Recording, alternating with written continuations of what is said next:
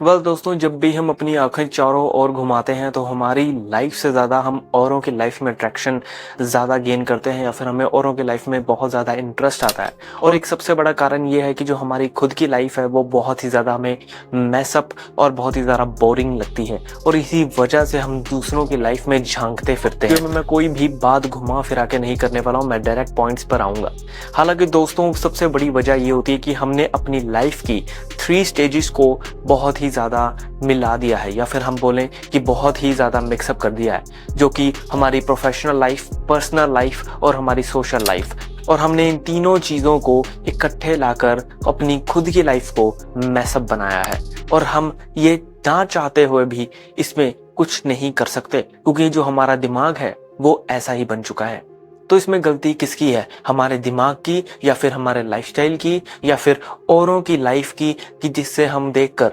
Attract होते हैं या फिर हम उनको देखकर अपनी लाइफ को बुरा फील करवाते हैं। तो चलिए जानते हैं। वीडियो की स्टार्टिंग में मैंने जैसे ही बोला था कि हमने जो अपनी प्रोफेशनल लाइफ, पर्सनल लाइफ और अपनी सोशल लाइफ को एक इकट्ठे लाकर खड़ा कर दिया है, जिससे कि एक बहुत ही ज़्यादा मैसअप हो चुका है और हमें पता ही नहीं चलता है कि हम क्या कर रहे हैं, और इसीलिए हमें पता नहीं चलता कि हमारी लाइफ कहाँ पर जाती जा रही है, और इसी वजह से सुसाइडल थॉट्स आते हैं। कुछ लोग अपनी लाइफ में क्विट भी कर जाते हैं क्योंकि उनकी लाइफ इतनी ज़्यादा उनको मैसअप लगती है, उनको कोई आसार नज़र नहीं आते। इसी वजह से सुसाइडल अटेम्प्ट्स दिन पर दिन बढ़ते जा रहे हैं।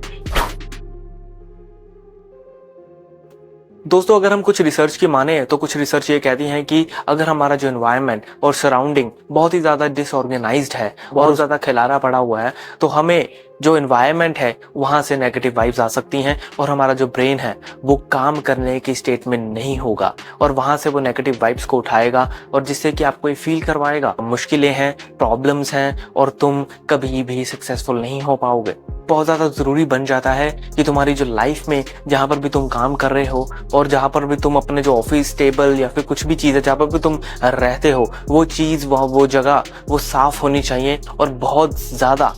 एक ऑर्गेनाइज्ड वे में चीज़ें वहाँ पर सेटअप होनी चाहिए। दोस्तों, मैं यहाँ पर आपको एक एग्जांपल देकर बताता हूँ कि यहाँ पर एक मेस्ड अप लाइफ कैसी नज़र आती है, शायद आप उससे रिलेट भी कर पाएँ।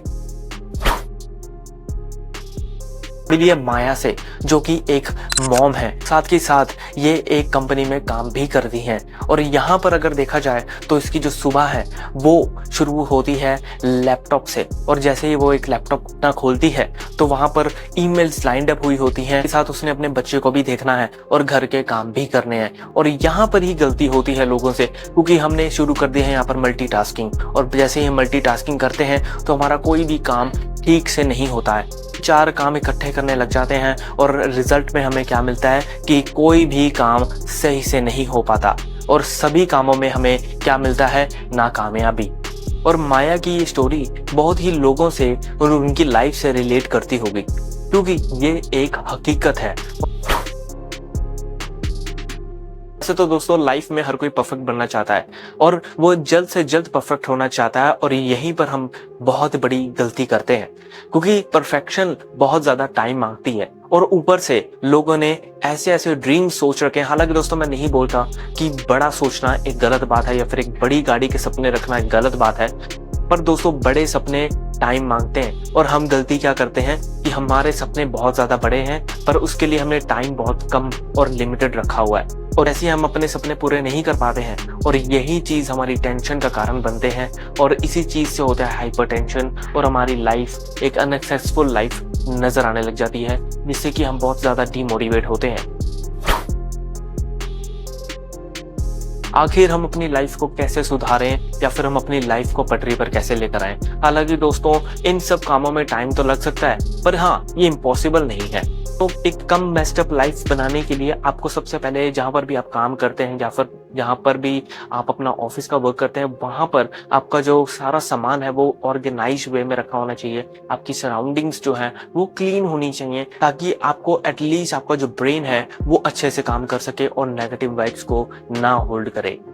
Number 2, prioritize your task. यहाँ पर दोस्तों आपको इंपॉर्टेंट काम पहले करने हैं, यहाँ पर आपको मल्टीटास्किंग नहीं करनी है। तो अगर हम मल्टीटास्किंग करेंगे तो हम और पीछे जाते जाएंगे, और यहाँ पर हम एक काम को पकड़ेंगे और एक ही काम को पूरा अच्छे से करेंगे। Number 3, digital detox. आपको दोस्त यहाँ पर अपना फोन कम से कम यूज करना है, क्योंकि कई बार क्या होता है कि सोशल मीडिया यूज करते वक्त हमारा जो दिमाग है बहुत ही ज्यादा स्ट्रेस हार्मोन्स भी रिलीज करता है, क्योंकि हमें वहां पर सिर्फ सक्सेस दिखाई जाती है, न जाने क्या कुछ हम देख लेते हैं और कौन सा कंटेंट कंज्यूम कर रहे हैं हमें खुद भी मालूम नहीं होता है, पर ये हमारे दिमाग को धीरे धीरे असर करता है। तो इसीलिए हमारा जो स्क्रीन टाइम है फोन का वो हमें बहुत ही तेजी से नीचे करना है। हालांकि दोस्तों कुछ भी करना मुश्किल नहीं है, पर ये आपके ऊपर है कि आप चीजों को कैसे लेते हैं और अपनी लाइफ को कैसे लेते हैं। आशा करता हूँ आपको ये वीडियो बहुत पसंद आई होगी। मिलते हैं अगली एक और नई वीडियो में, तब तक के लिए आप सब्सक्राइब कर सकते हैं और हाँ, कमेंट करके भी बता सकते हैं